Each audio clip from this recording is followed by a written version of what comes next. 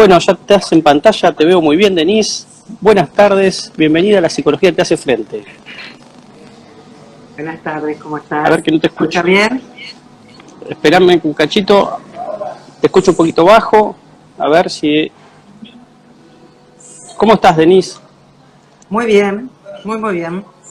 Dentro de lo que la pandemia permite, porque hoy va siempre con agregado esta cuestión.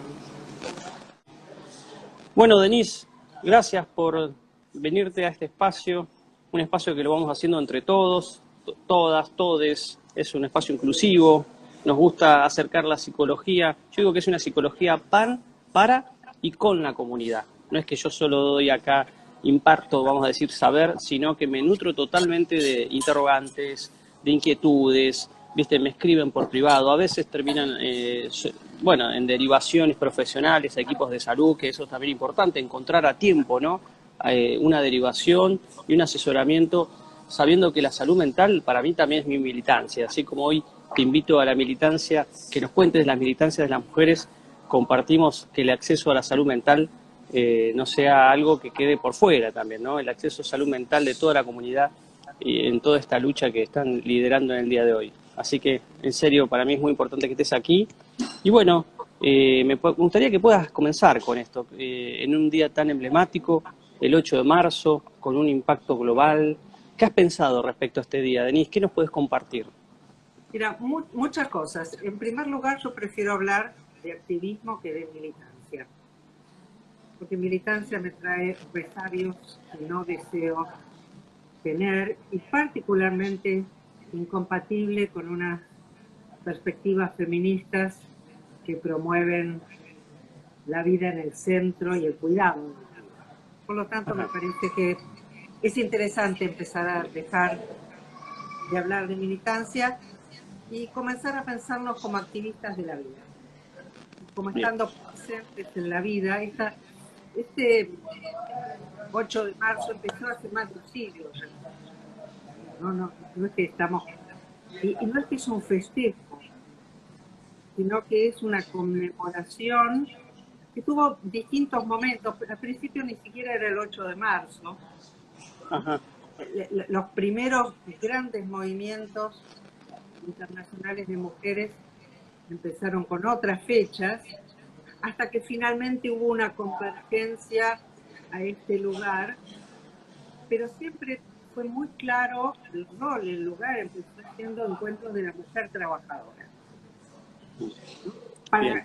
Para cada vez ir ampliando más este registro, entendiendo que todas las mujeres somos subalternas en la cultura patriarcal, no solo las trabajadoras.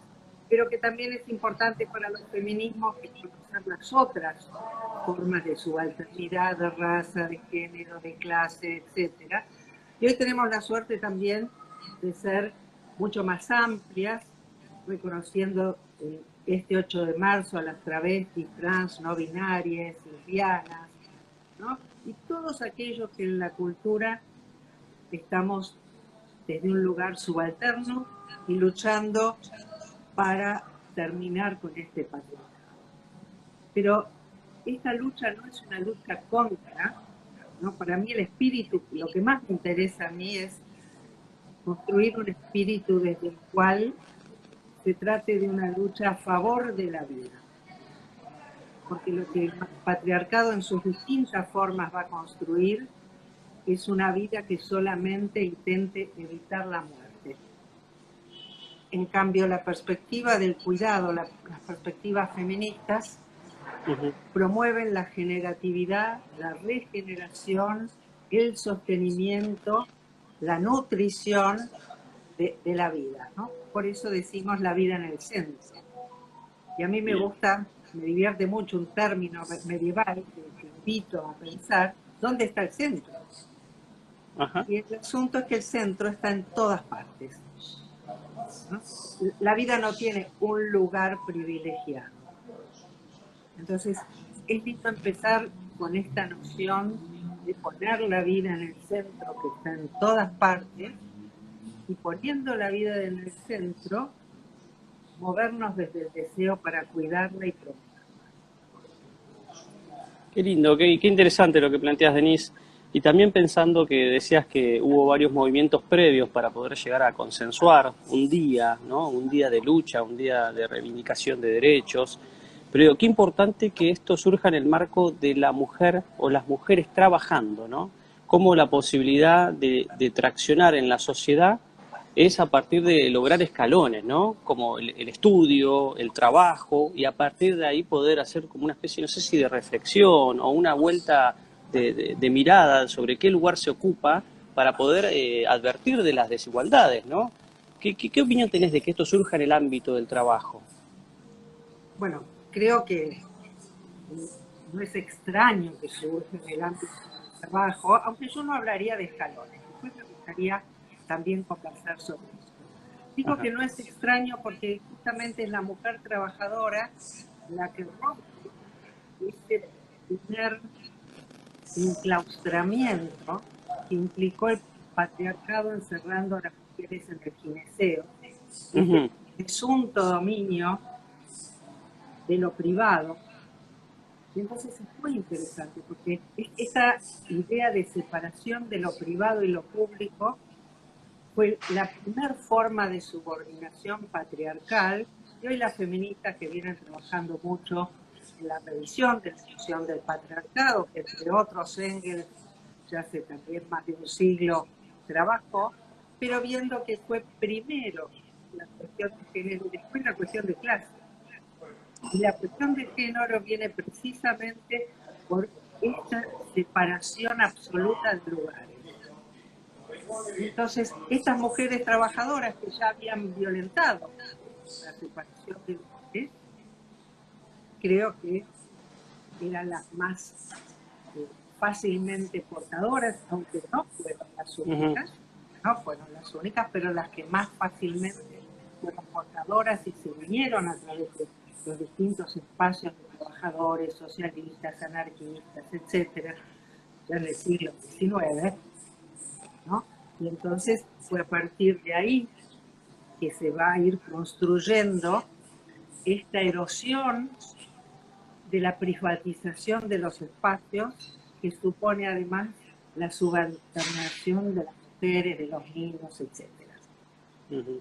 Vos hablabas de cuidados, Denise, y digo, qué difícil desmontar, ¿no? Esta idea de que la mujer es la persona más apta para el cuidado de personas, que es algo que circula y que a veces parecería que esto tiene vigencia. ¿Qué reflexión podemos hacer de esto? Mira, hay varias cuestiones. Primero, el problema serio de lo que vos planteás, y creo que en esto vamos a coincidir, es la esencialización del cuidado en la mujer, como una forma presunta de elevarla al mismo tiempo que se le está disminuyendo. Ujú. Porque el cuidado queda desvalorizado cuando el cuidado queda sectorizado exclusivamente en el ámbito doméstico. Ah, Porque lo bien. que queda valorizado siempre es lo público, un lugar del que las mujeres fueron radicalmente excluidas. Ya desde la famosa, todo el cuento empieza en la famosa democracia griega, que nos siguen educando en esa idea, que fue una democracia solamente entre iguales. ¿Quiénes eran iguales? Los varones guerreros, autónomos, es decir, hijos de la ciudad, no de la mujer, hijos de la ciudad. Ahí se empieza a inventar esta separación.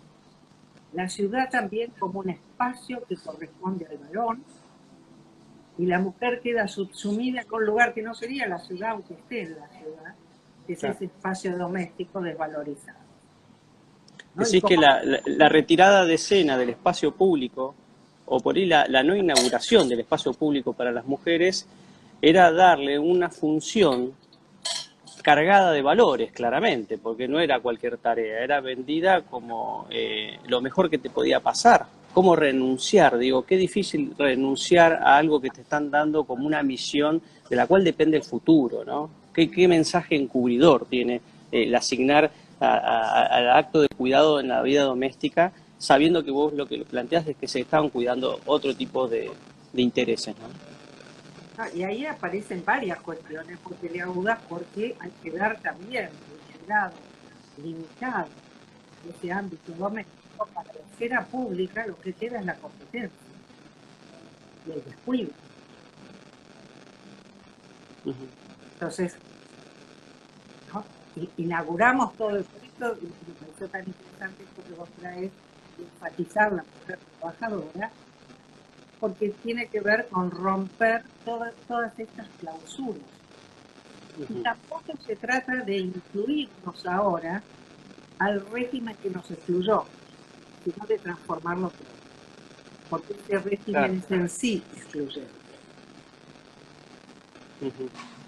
Porque acá hay un miedo por ahí por algunas personas que no, por ahí no lo ven, todo el movimiento colectivo de hoy, el feminismo en su efervescencia, pero por ahí como que se malinterpreta de que hay cierta lucha, ¿no?, respecto a romper la idea de madre, ¿no? Que por ahí es un valor que muchas mujeres lo mantienen activo y que tienen una convicción de que es algo, vamos a decir, a cuidar, ¿no? Entonces digo, qué desencuentro que se produce en esto, a veces en el propio colectivo, ¿no? No sé si en el propio colectivo, pero sí en la sociedad. Lo que temo es como los malos entendidos que se generan. Bueno, yo creo que ahí esos malos entendidos tienen que ver con una dificultad radical de tratar de pensar. Todo se empieza a reducir a eslóganes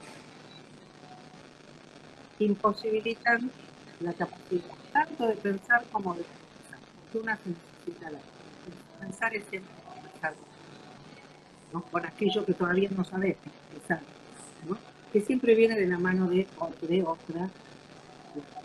Y entonces, en ese sentido, yo creo que el tema, en mi caso, de alguna manera, para mí no hubo nada mejor en la vida que la maternidad, pero que sea maravilloso para mí no quiere decir que sea una obligación para mí.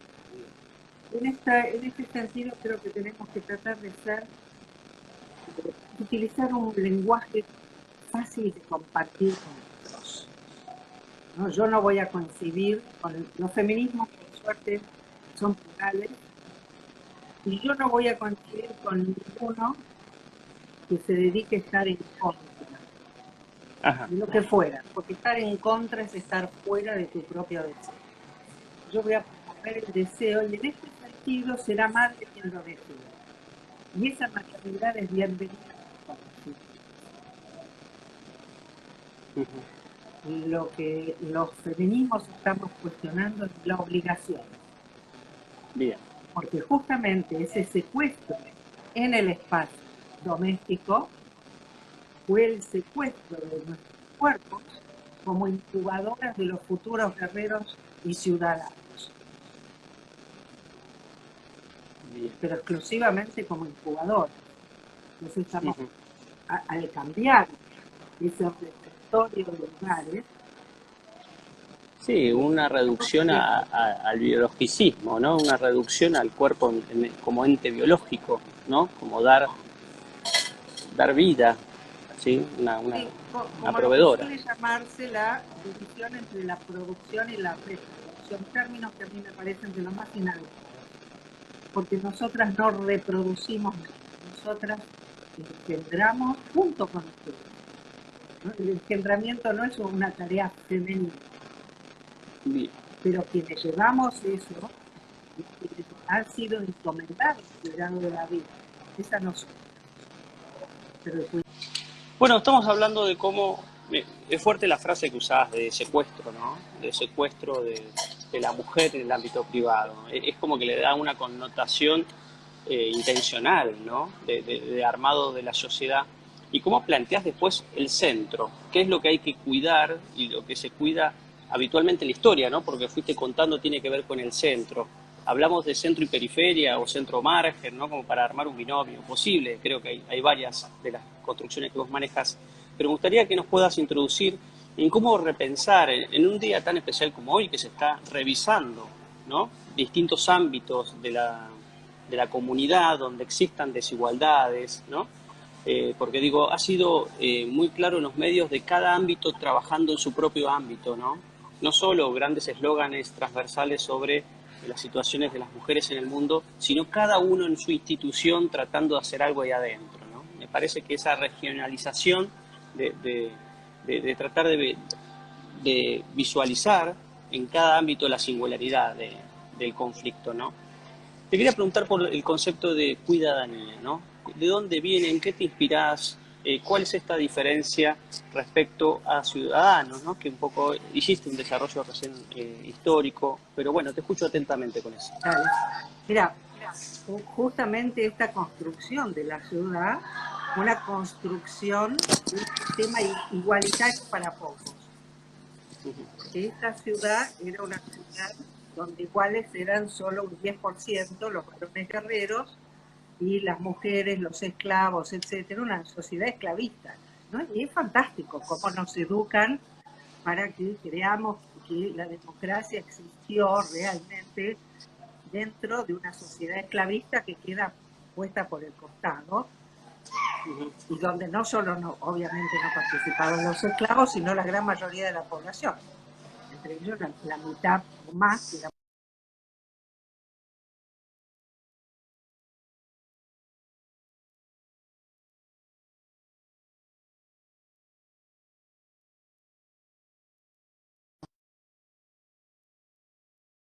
de la exclusión. Ahí volví.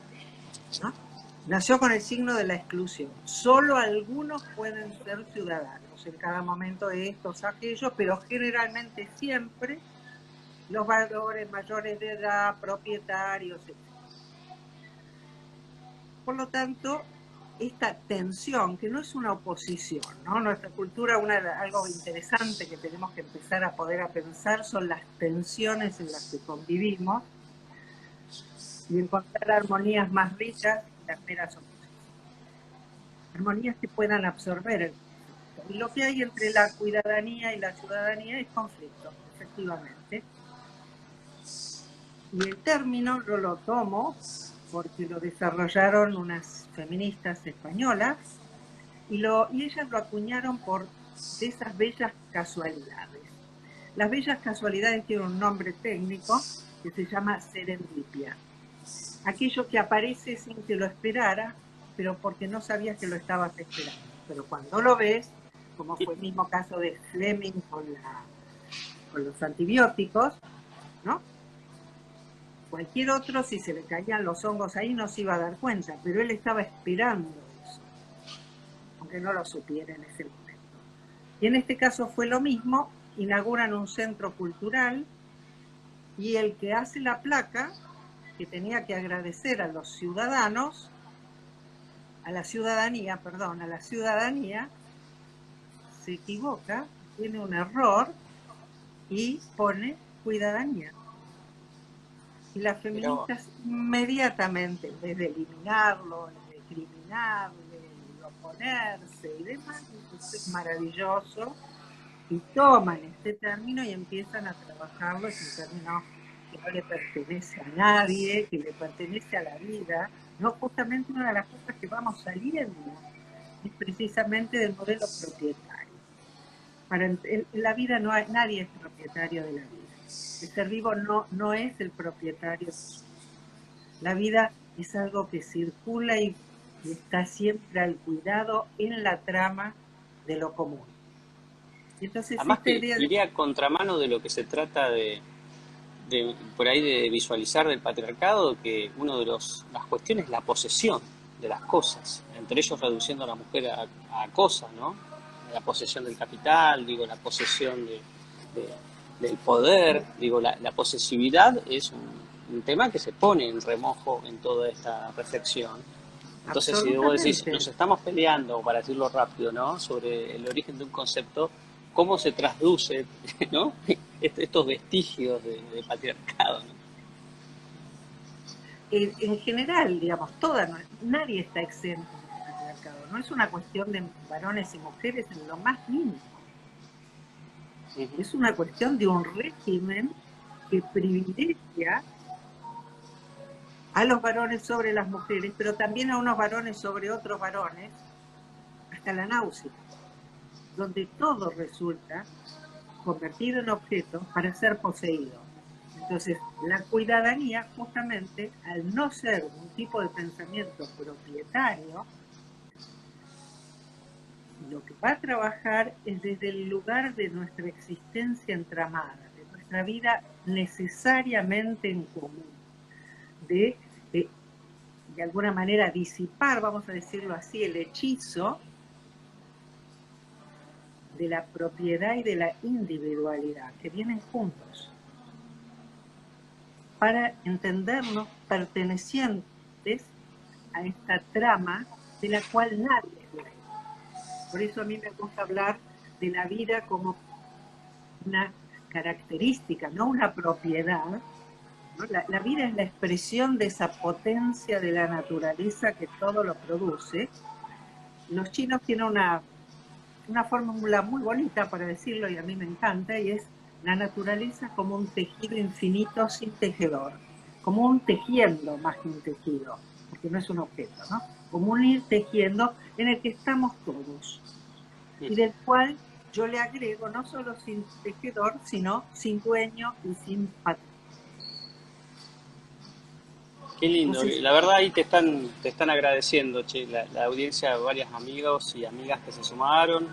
Este concepto, la verdad que yo también lo había escuchado en alguna otra oportunidad y sí, tiene este aspecto integral, ¿no? De poder mirar la vida desde otro lugar y como una gran visión hacia donde puede ir la comunidad. Yo pensaba en algunas acciones que vos digas por dónde empezar, ¿no? Que toda utopía, ¿no? Que nos permite caminar, como dice Galeano, eh, ¿por dónde arrancar? ¿Por dónde pensás que podemos ir, que está al alcance de los ciudadanos, ciudadanas, diariamente para poder empezar a pensarse en términos de cuidadanía?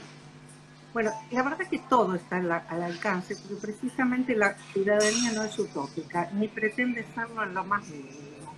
En eso tomo algo que me gusta mucho de Rita Segato, aunque ella no ha tomado este término, pero ha pensado muy bien muchas cosas del patriarcado. Y dice, la mirada de los feminismos es tópica, no utópica.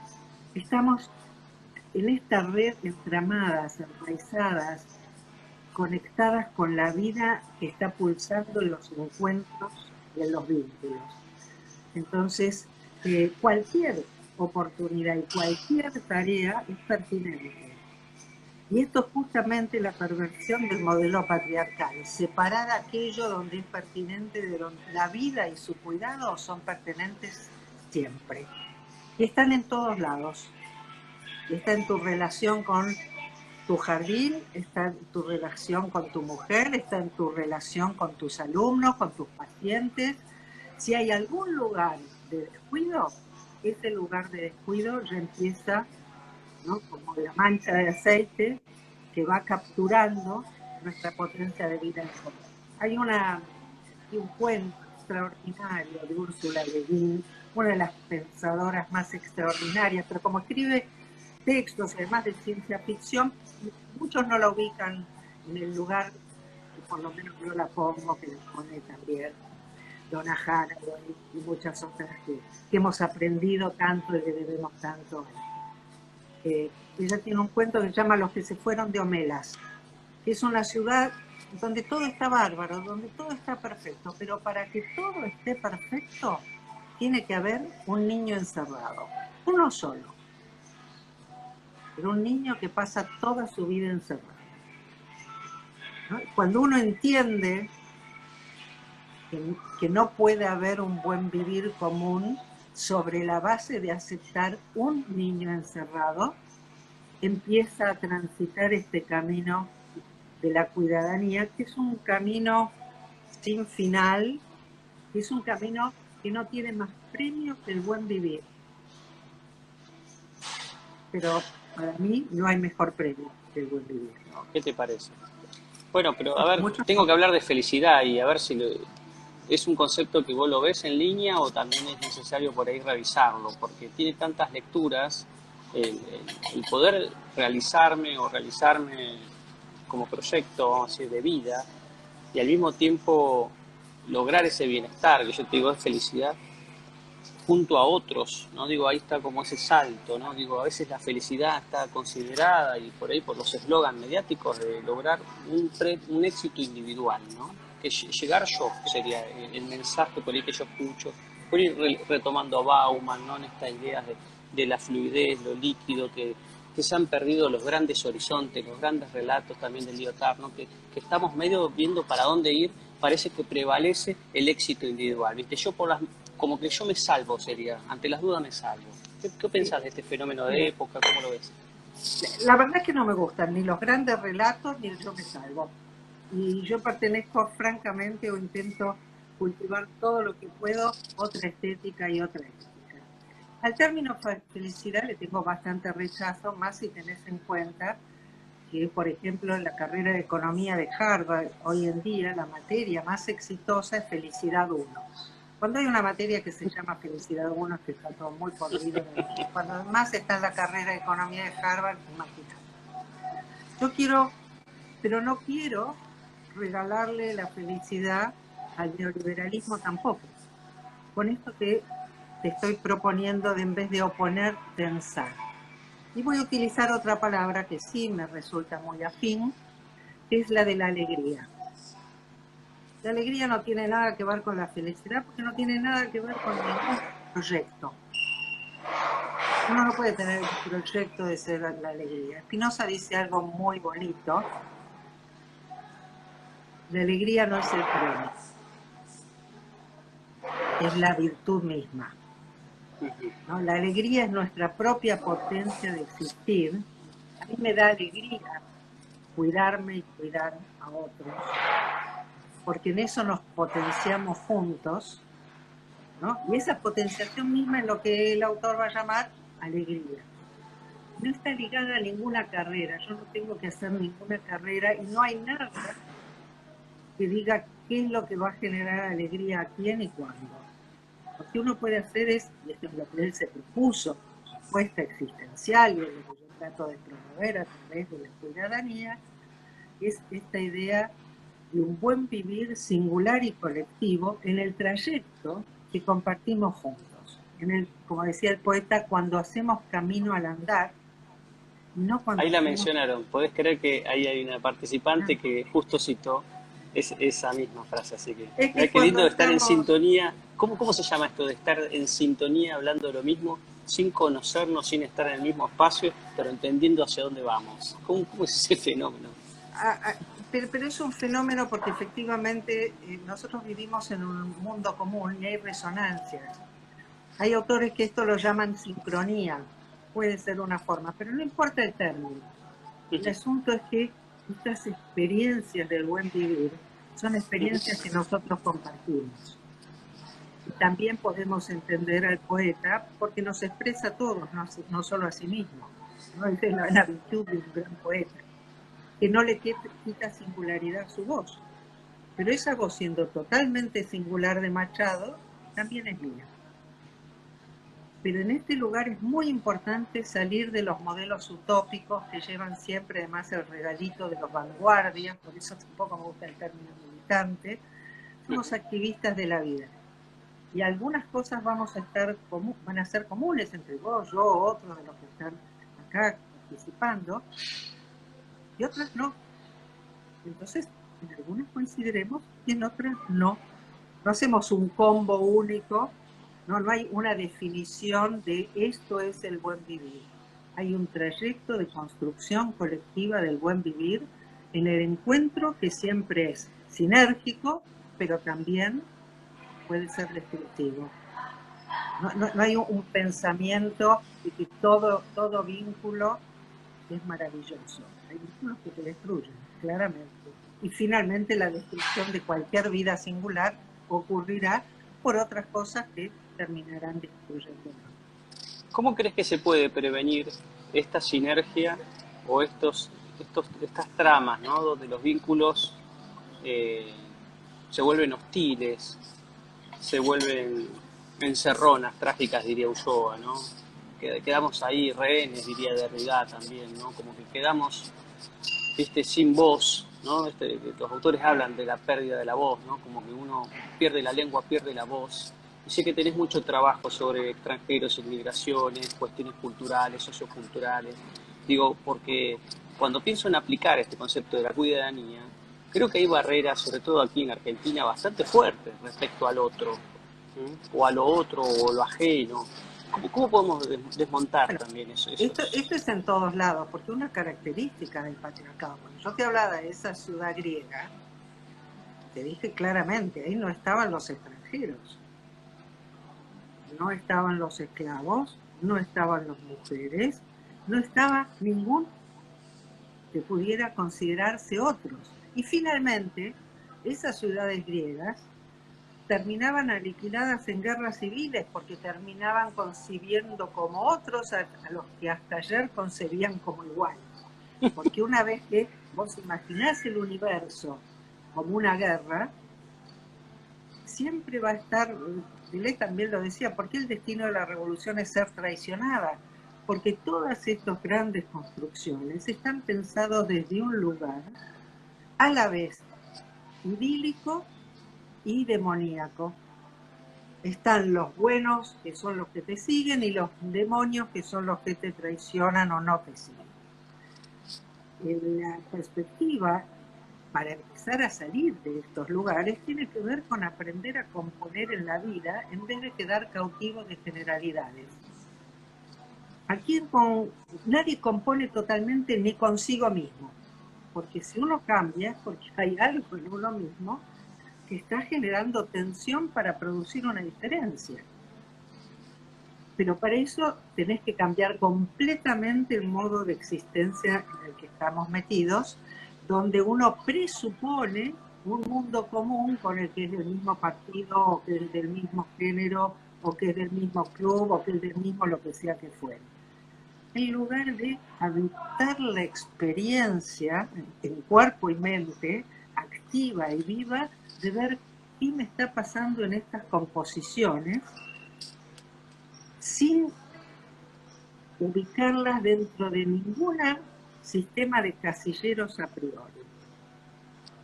Entonces ahí tendríamos otra danza, que es la danza de los encuentros, que por supuesto no aspira a la unión absoluta y total, ¿no? Tenemos que quitarnos también el príncipe azul. Hoy es un mensaje muy importante. Salió un cómic muy divertido en estos días que decía, bueno, ya te hablé de los fantasmas, ahora te voy a hablar del príncipe azul, dice madre a la hija, ¿no? Es decir, todas estas ideales absolutos de perfección, lejos de ayudarnos, son sistemas de captura que nos impiden habitar la vida en su natural conflictividad y entender la conflictividad en su aspecto productivo, creativo, generador, tanto como en el aspecto destructivo. Entonces tenemos que cambiar totalmente la matriz conceptual en la que estamos embebidos. Claro, el sistema, el modelo desde el cual pensamos la realidad es binaria, Denise. No debería serlo, pero creo que también hoy por hoy hay una imposibilidad de decir cómo reemplazo este modelo. Yo creo que tomo esto de la red que en algún momento has conceptualizado, ¿no? Cómo pasar a nivel epistemológico de esta linealidad de efectos de causa, ¿no? De que algo causa una cosa, a pensar en fenómenos complejos, ¿no? Pensar la realidad en complejidad. Y creo que en esto que hablaste de las danzas, de los opuestos, me gustó mucho porque pienso la danza es dinámica. Lo bueno puede ser malo, lo malo puede ser bueno, lo bueno no puede ser tan bueno y lo malo tan malo. Digo, hay como, creo que habilita matices, ¿no? Y habilita encuentros parciales, invita a la relatividad de las ideas, que por ahí es atacar los absolutos, ¿no? Hay una postura en esto de decir los absolutos no corren más. ¿Cómo lo ves? Bueno, eso desde ya, la palabra relatividad siempre ha tenido muchas dificultades, se usa incluso la idea del relativismo, que es un absurdo. El relativismo es un invento del dogmatismo que no se quiere reconocer como tal, entonces acusa a todo el mundo para que ni se hable de sus propios problemas. Pero la afirmación de la relatividad no es un relativismo vacuo. Relativo quiere decir relacionado, relativo a. El primer principio que funda la física moderna es el principio de relatividad de Galileo, y el que funda la física contemporánea es el principio de relatividad de Einstein. Allí nadie acusa a nadie de relativismo. Pero cuando salimos de esos antros sagrados, porque no son seres, son antros sagrados, parecería que el relativismo se vuelve, van a saber qué cosa, y lo que yo estoy llamando relativismo es relacionismo, vincularismo, y es que todo lo que se dice desde algún lugar y no en abstracto, porque nadie vive en abstracto, todos vivimos en algún sitio, y en ese sitio estás relacionándote, no en abstracto con una teoría universal, sino con otros en una situación peculiar. Entonces, hablar de relativismo en este caso, podemos llamarlo perspectivismo, podemos llamarlo de muchas maneras, pero no me importa cuál es la palabra. Lo que me importa es cómo construir un pensamiento vincular del cual nos hagamos responsables, en vez de presuponer ideales, realidades y teorías abstractas en las que no vive nadie. Y en este sentido todo el mundo sabe pensar complejamente, porque cuando algo te importa, desde siempre la humanidad, pensar es pensar complejamente. Lo que es simple es la teoría. Entonces lo que tenemos que hacer es abandonar esa manía de teorizar para construir campos problemáticos fértiles, vivir campos o territorios problemáticos fértiles. Las teorías presuponen una mirada exterior de un mundo fijo al que van a retratar con fidelidad. Un campo problemático es asumir que cuando algo es un problema es tuyo, que sos parte de la construcción de ese problema, que ese problema además no se construye por sí mismo, sino con tu actividad, estás implicado en él y estás implicado con otros en esa construcción. Entonces, Hoy hablaste de responsabilidad. Sí. Hablaste de responsabilidad, ¿no? Me gustaría que es una palabra que tiene una recarga. A ver cómo la pensás vos, Bueno, cómo pensás la justamente, responsabilidad y los cuidados, digo. sí. A ver. Habitar el mundo desde la teoría es ser radical y absolutamente irresponsable por principio. No es que vos estás describiendo un mundo en función de un cierto tipo de interacción dentro de una cierta perspectiva de la que vos sos partícipe, sino que por tu boca habla el mundo y sale la verdad sin tu mediación. Entonces, eso es la peor forma de ser irresponsable, sea una teoría desde la carga ideológica de los espacios políticos, sea un sistema teórico científico, todo lo dicho es dicho por alguien.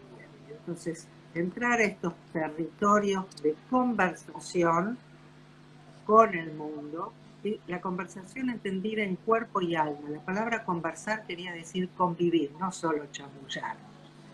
¿No? Conversar como la posibilidad de afectarnos y construir sentidos mutuos y comunes en una práctica activa. Y a mí, más que la palabra responsabilidad, acá me encanta la forma en que la está tomando Donna Haraway, que es que le pone un guión, dice responsabilidad.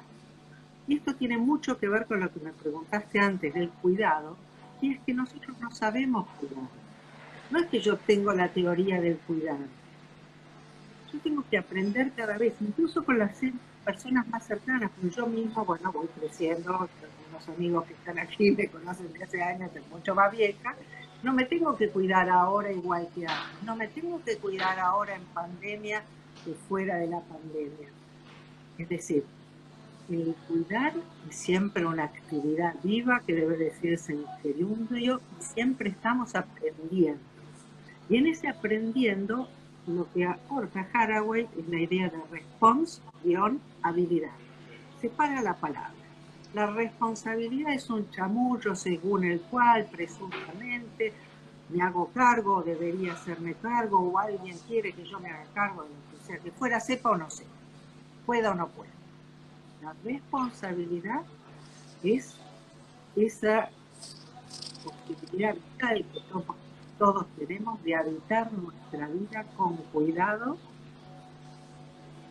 sabiendo que estamos implicados en toda nuestra producción y en todos nuestros encuentros, y que el mantenimiento de la vida singular implica la necesidad de la vida común. Y en ese sentido me hago responsable de esta construcción colectiva, de ser partícipe activo y humilde de esta construcción colectiva. Yo no dirijo, por eso no es una utopía, no es un proyecto, no dirijo el mundo, no está a cargo mío, no lo voy a salvar. Pero por lo menos no quiero ser parte de lo que se están hundiendo. En la medida que vaya aprendiendo, ir cultivando esa posibilidad de cuidarla todo el tiempo. Bien, Denise, gracias por eso. Aquí está participando Claudio Rudd. Él dice, por favor, hagamos lugar al error. Todavía no había aparecido esa palabra y me gustaría ver qué Me pensar, encanta, ¿no? El me error, la encanta. equivocación. También había hablado si había egresados de la felicidad. Yo creo que viene leyendo algunas cosas tuyas o han compartido algún espacio. Pero bueno, son interesantes los aportes. Claudio, gracias por estar aquí. Bueno, Denise, Claudio es contanos de un esto, dale. viejísimo y querido amigo y compañero de ruta y pensamientos. Y desde luego, desde el espacio de la teoría no hay lugar al error, ¿no? Una vez que un teórico admite un error, tiene que hacer violín en bolsa y tomársela, ya está, no hay nada.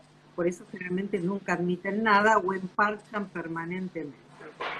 Eh, el error es una palabra preciosa, viene de errar. Lo que justamente el patriarcado no soporta, la errancia, ha prohibido ser vagabundo. Hasta el día de hoy hay un edicto que prohíbe ser los vagabundos. Todo lo que vagabundea merece ser enclaustrado en algún lugar de esas categorías. Y el error, desde este lugar, es puro defecto. En cambio, en el errar, uno podría decir que no existe el error en este sentido de puro defecto.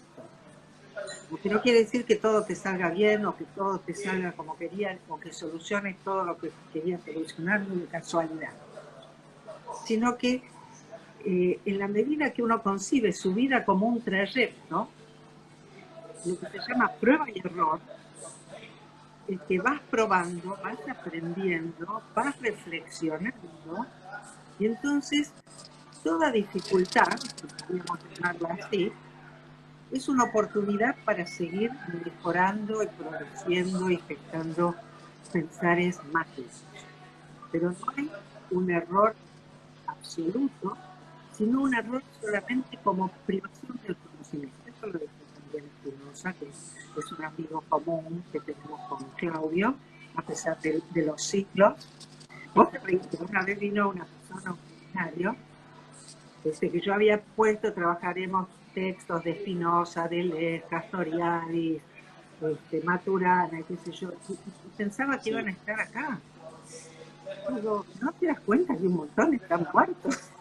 Digo, habitar la experiencia es justamente eso, estar presente. No, porque te puede pasar que te equivocaste, que pensaste, que la gramática te llevó a algún lado, pero si uno habita esta experiencia, esa privación de conocimiento se vuelve oportunidad de curso.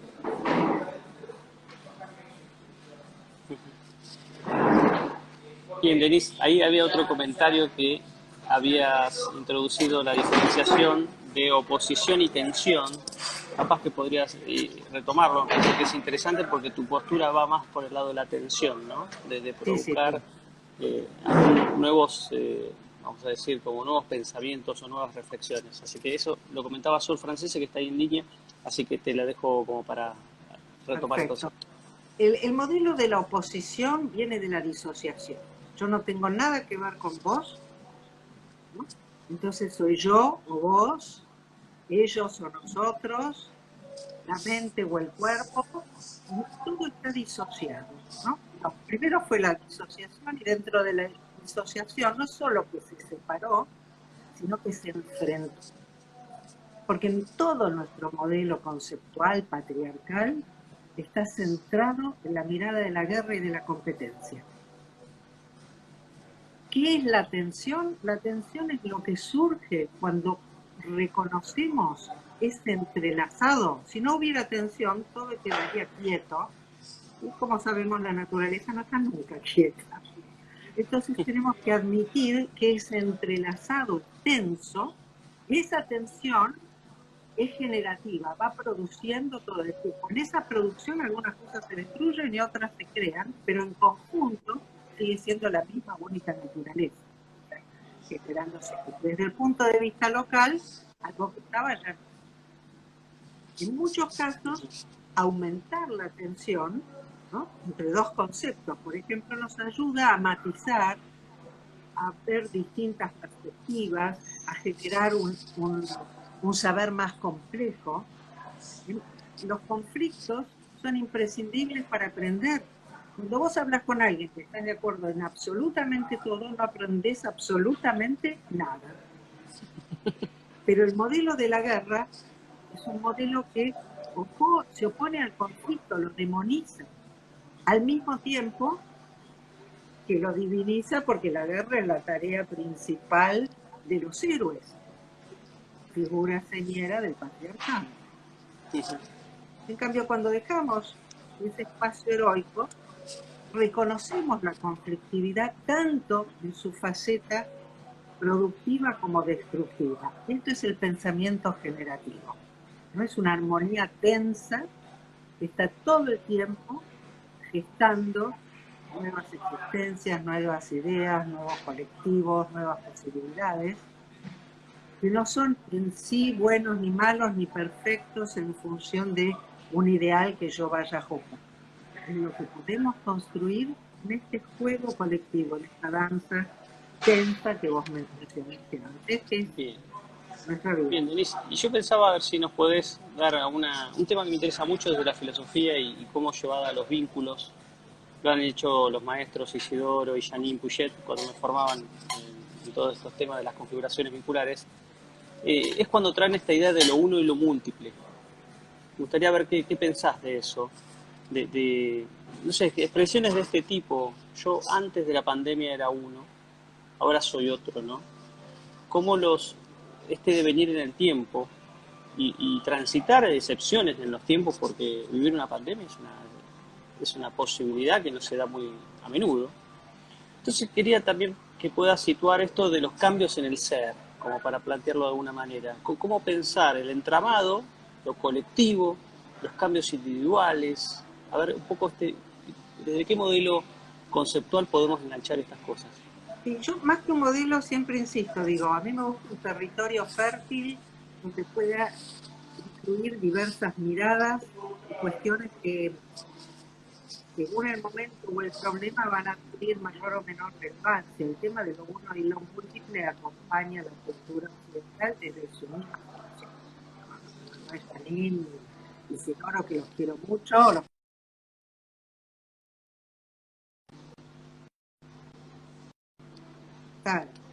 porque precisamente la cultura occidental niega la diversidad, busca esa identidad homogénea, esencial, ¿no?, desde la cual genera el enfrentamiento. Siempre cuando hay un discurso identitario y un discurso rabioso.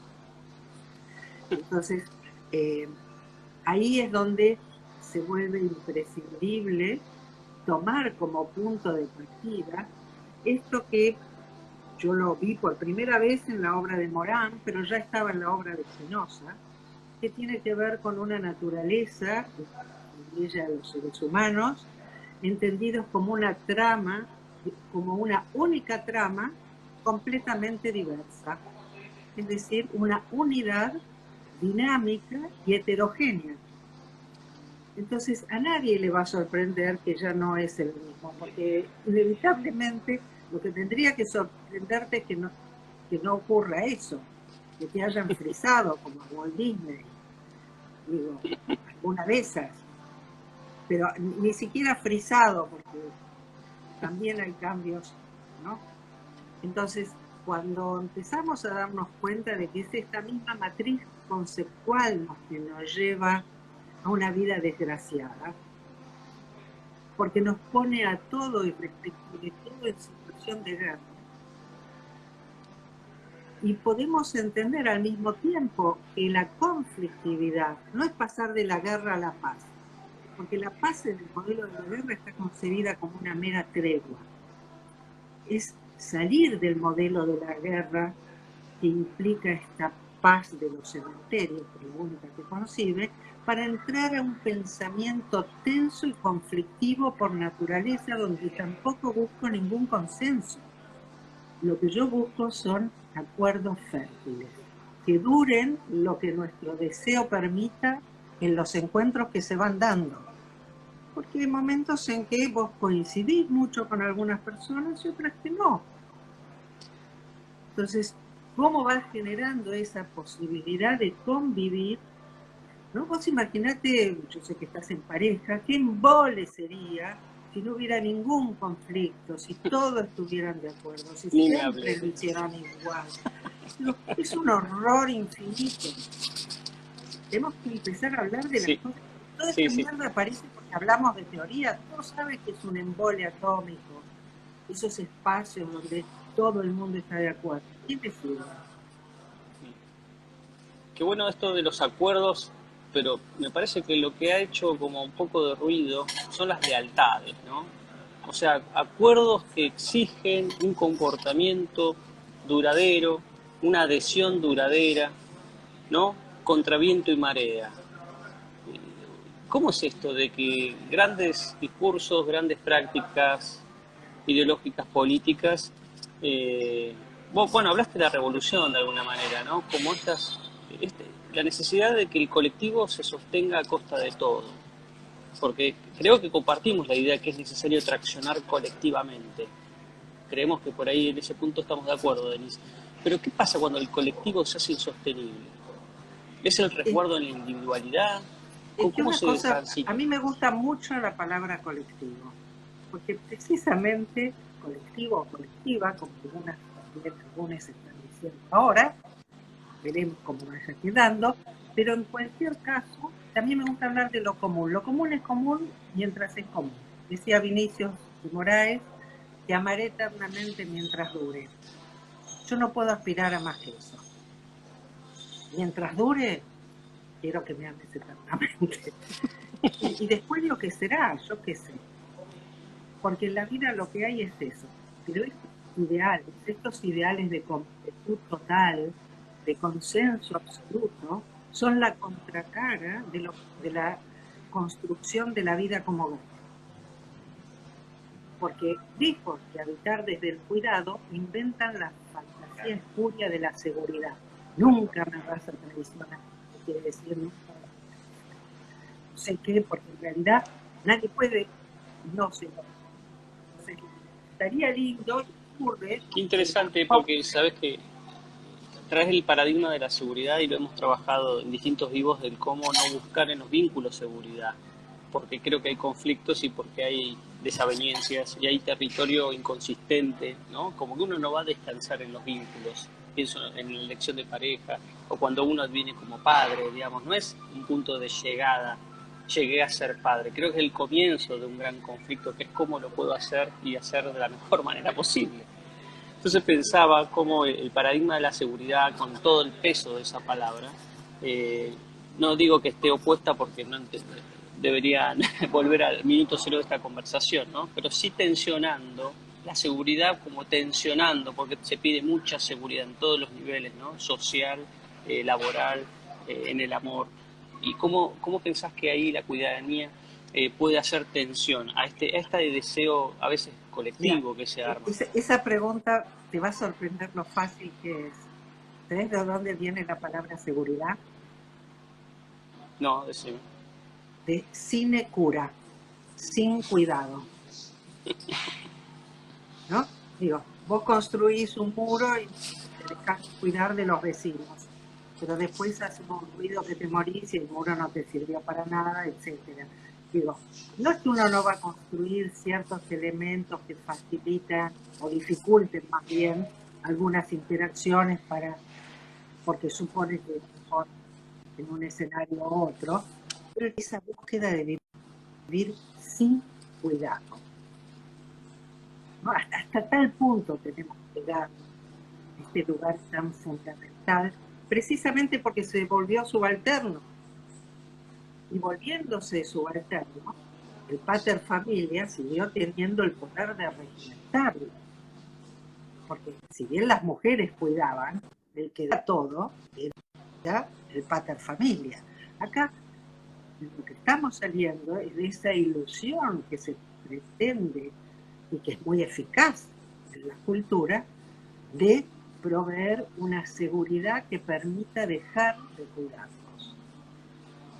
Lo que es interesante, por el contrario, en esta tensión justamente, es que nadie necesita seguridad. Con cuidado alcanza y sobra. Y algunos cuidados, como hacer un parapeto si vienen olas muy altas, son valiosas, pero no es para dejar de cuidar, es para dejar de ocuparnos de algunos aspectos de ese cuidado y habilitar otros. Porque el cuidado es precisamente ese lugar donde la vida se purifica, se resguarda, se sostiene, se nutre, alberga la posibilidad de transformarse. Y en ese sentido es sumamente divertido.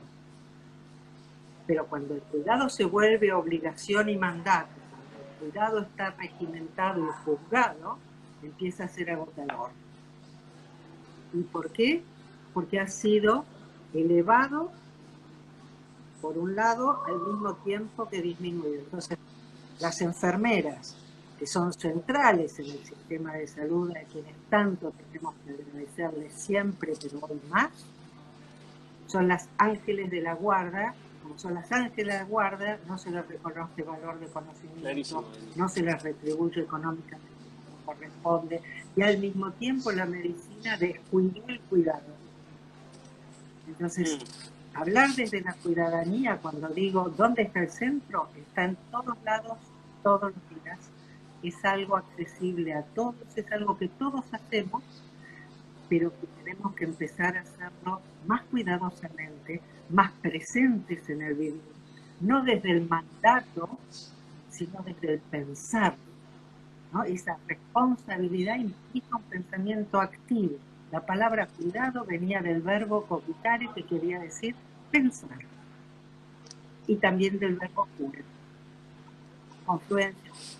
Bueno, Denise, la verdad que agradezco la tecnología que este vivo quede guardado, va a quedar en mi Instagram, pero te lo voy a pasar para el Facebook también, sobre todo para repasarlo. Creo que has tocado tantos temas de los cuales me gustaría volver a revisarlos, porque son para producir tensión en algunos ámbitos que estoy, y creo que has dado varios lineamientos re interesantes. Me parece que está muy lindo esto que nos hayas compartido hoy, ¿no? Sobre los cuidados y estas reflexiones tan profundas. Así que estamos, te digo, llegando al cierre. Fíjate cómo ha pasado hasta ahora. Yo te decía que iba a pasar rápido. Quedaron algunos comentarios así de algunas personas que nos venían acompañando, pero bueno, muy atentos, venían haciendo opiniones en esta línea de agradecer y avalar tus reflexiones. Hay gente amiga ahí que después también te va a escribir que ha hecho algunos aportes. Pero bueno, desde ya, más que agradecido que hayas sumado con tu sabiduría, con tus preguntas. Yo creo que no hay nada mejor que hacerse muy buenas preguntas y creo que me las llevo. Así que gracias por eso también, Denise. Y que este día para mí es emblemático haberlo conversado con vos, haberlo participado con vos, para tratar de erradicar cualquier tipo de desigualdad de oportunidades para las mujeres o cualquier otro género disidente. Así que es una forma también de poner mi granito de arena, acercarme a vos para poder seguir pensando y revisándome, que creo que es la tarea que muchos varones tenemos que librar internamente y colectivamente. Así que gracias por... No, yo te agradezco a vos la invitación que me permitió salir al mundo. Como no voy a salir a la calle porque estamos en pandemia, en mi caso por lo menos no lo voy a hacer, puedo salir al mundo a través de esta conversación y que se vaya reproduciendo en otros espacios para seguir pensando con otros. Dale. Bueno, te mando un abrazo enorme, espero que nos crucemos en algún otro espacio y gracias por tu aporte, Denise. Bueno, gente, les agradecemos. Aquí cerramos el vivo de Cuidadanía en los Vínculos con Denise Nachmanovich. Nos estamos viendo en próximos vivos. Que tengan muy linda semana. Cuídense mucho. Chao, Denise. Chao, cuídense mucho.